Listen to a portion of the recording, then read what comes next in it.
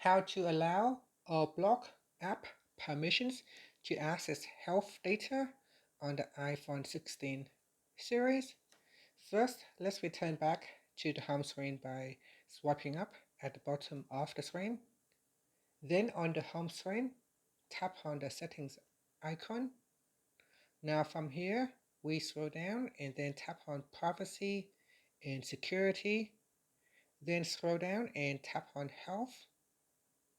In here, in the apps section, it said that as apps request permission to update your health data, they will be added to the list. So in the list of apps, you can tap on the toggle button right next to the name of the app to allow or deny the app permissions to access your health data. Now, because there are currently no apps requesting access, so there is none in the list.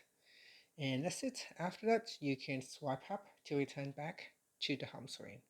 Thank you for watching this video. Please like and subscribe to my channel for more videos.